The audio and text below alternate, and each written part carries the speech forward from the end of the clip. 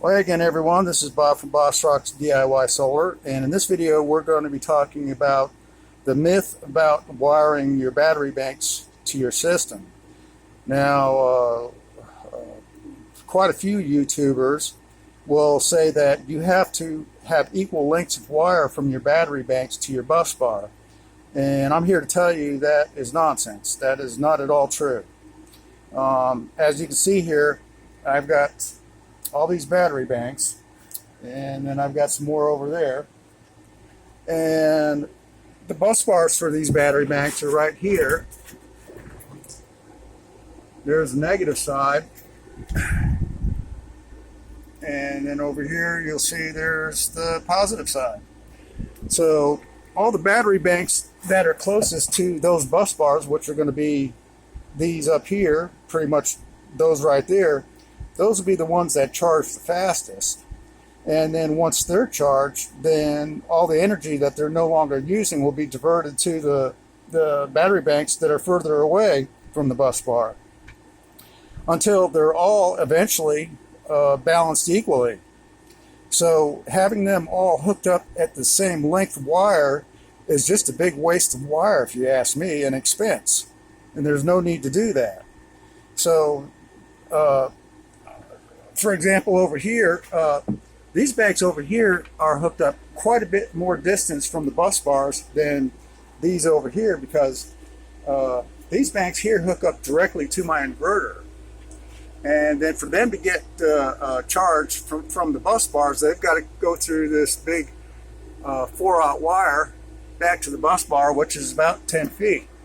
So consequently, in the morning, there's 50 amps more per bank used on these banks than on these banks right here.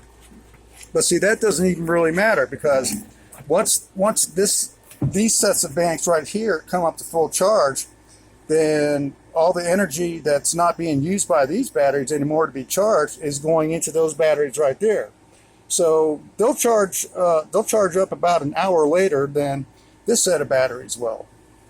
So there's really no need to use equal lengths of wire from each of your battery banks to hook up your system.